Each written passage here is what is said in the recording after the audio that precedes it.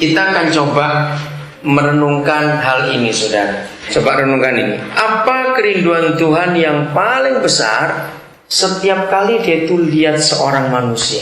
Coba saudara temukan hal ini. Karena kita harus mendapatkan hal itu dari Roh Kudus.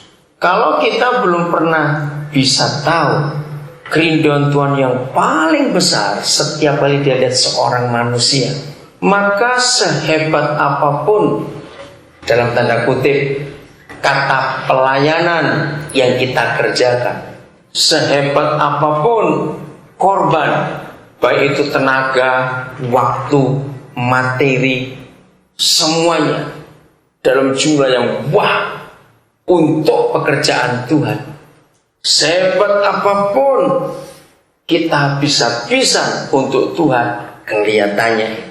Tapi kalau kita belum bisa mendapatkan apa kerinduan dia yang paling besar setiap kali dia lihat manusia, maka percayalah, apa saja yang kita lakukan, saudara, maaf, itu pasti tidak berkenan kepada dia. Kenapa? Karena kita tidak ada di jalur yang dia inginkan. Karena kita belum mengetahui kerinduan yang paling besar tiap kali dia ketemu seorang manusia. Itu apa? Mari kita buka Matius pasal 13 ayat 44. Sudah 13 ayat 44. Silakan salah seorang suruh membaca. Perumpamaan tentang harta terpendam dan mutiara yang berharga. Ayat 44. Hal kerajaan surga itu seumpama harta yang terpendam di ladang, yang ditemukan orang, lalu dipendamnya kembali. Oleh sebab sukacitanya, pergilah ia menjual seluruh miliknya, lalu membeli ladang itu. Saya baca terjemahan yang baru ini. Lagi pula kerajaan surga itu serupa dengan harta yang terpendam di sebuah ladang, yang setelah menemukannya, seseorang memendamnya. Dan oleh karena sukacitanya, ia pergi dan menjual segala sesuatu sebanyak yang ia miliki, dan dia membeli ladang itu. Saudara, mari kita lihat. Nomor satu, apa yang dimaksud Tuhan Yesus tentang ladang itu? Ingat, ini perumpamaan tentang kerajaan surga. Ya, jadi Tuhan Yesus sedang bicara tentang kerajaan surga. Lalu kalau kita renungkan, apa hubungannya kerajaan surga dengan sebuah ladang ditemukan oleh seseorang? Ternyata orang yang menemukan itu bukan mau mengincar luas lahannya itu, tetapi di sekian meter persegi misalnya, ladang itu ada yang terpendam. Lalu dia tutup lagi, dia pendam lagi, terus dia pulang. Dia jual semua yang dia miliki. Berarti yang terpendam itu nilainya seberapa? Seperti yang dia miliki. Dengan sukacita dia kembali lagi untuk membeli ladang itu. Saudara, saya dapat rahasia ini ya tahun 70-an yang lalu. Ladang itu adalah kita. Bukankah kita dibuat dari tanah? Betul? Nah, di dalam ladang ini ada sesuatu yang tak ternilai. Pedagang itu, seseorang yang menemukan tanah itu adalah Yesus Tuhan kita.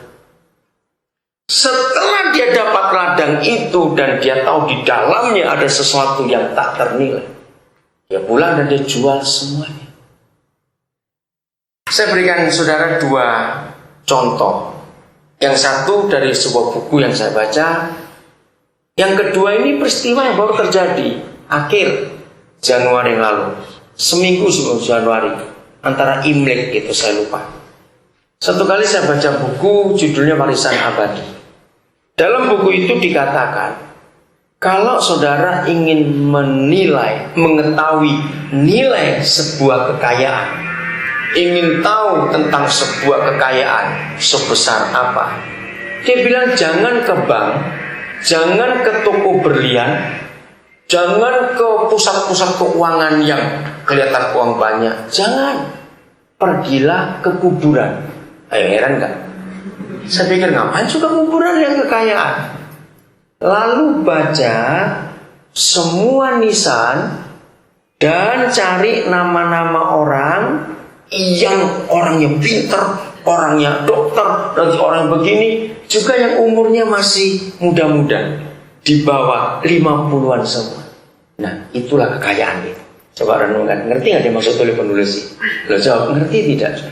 Nggak ngerti. Oke. Kalau nggak ngerti, saya baik, betul, nggak apa-apa. Kalau nggak ngerti, saya ambil contoh kedua. Sebelum Imlek, saudara, kami di Papua, daerah Timika, mengalami duka cita yang cukup besar. Ada kapal berangkat malam dari Timika mau ke Agats, itu Merauke. Mereka akan menyusuri sungai untuk naik ke utara menuju ke Kabupaten Yahukimo. Nah, di atas kapal itu ada 3 orang dokter. Ternyata ombak besar, bukan? Hari-hari terakhir masuk akhir Januari itu ombak besar. Kapal itu karam. Nah, yang menyedihkan, seluruh penumpang itu selamat. Mereka bisa, nggak tahu bagaimana ceritanya, loh, yang hilang kok bisa 3 dokter ini. Itu sampai hari ini semua kita nggak tahu kenapa mereka menyendiri. Coba mereka bareng-bareng mulai selamat. Berhari-hari dicari, akhirnya ketemu sama mereka. Nah, salah satu dari dokter ini baru balik 2 hari ke Timika untuk mengikuti pelantikan istrinya yang baru lulus spesialis. Bisa bayangkan itu. 2 dokter yang lain, yang satu itu baru lulus dan baru bertugas di Papua. Kalau mereka mati, berarti mereka mati dengan ilmu kedokteran yang hebat itu. Jadi kalau kita ke kuburan, membaca batu nisan itu dan nama-nama orang kita tahu, orang hebat. Contoh saja, Einstein mati sudah berapa puluh tahun yang lalu, tapi otaknya masih disimpan sampai hari ini. Dan orang masih terus meneliti ada apa di otaknya Einstein itu. Ngerti maksudnya? Sampai hari ini masih diteliti. Siapa dengar berita belum lama di TV? Bayangkan. Nah, itulah harta yang terpendam. Nangkep? Kalau kita mesti ke kuburan itu untuk apa? Karena itu ada kekayaan yang luar biasa di kubur situ. Loh, ngerti nggak ditanya lagi? Dan nangkep belum kira-kira? Ngerti nggak? Iya toh? Loh, ini saya tanya betul, ngerti nggak sekarang ini? Bahwa kekayaan itu bukan dalam bentuk uang, saudara. Tapi di dalam hidup setiap kita, ini kalau dikembangkan, diuraikan, dipakai, luar biasa. Nah, ini yang tidak dimiliki oleh binatang. Binatang dibuat dari tanah juga, tapi nggak ada yang terpendam itu. Oke, ngerti ya sekarang ya? Jadi kalau toh orang itu mati dan dia tidak pernah lulus apa-apa, saudara ngikuti berita kemarin dan hari ini masih masuk terus. Kalau sebelum Facebook muncul di internet, Friendster, orang terpengaruh betul. Facebook itu baru muncul berapa bulan, belum belasan bulan. Orang yang menemukan itu berita yang kemarin saya dengar, sejak dia menemukan sampai Januari yang lalu dia sudah untung 65 juta dolar. Hanya menemukan sebuah cara untuk orang bisa komunikasi, Facebook itu. Nah, bukankah ini sebuah kekayaan di dalam hidup orang itu? Ngerti maksudnya? Saudara, begitu para penemu Google, 2 mahasiswa hebat sekali. Pertama mereka memulai 7 September 98, itu modal gak sampai 1.000 dolar. Tapi itu Google mereka ulang tahun yang ke-10, 7 September 2008 yang lalu. Mereka sudah punya karyawan sekian puluh ribu di dunia, dan kekayaan mereka sudah sekian puluh juta dolar hanya dalam waktu 10 tahun. Kenapa? Ada harta yang terpendam dalam otak mereka dalam hidup. Kira-kira sampai ayat ini saja kita baca.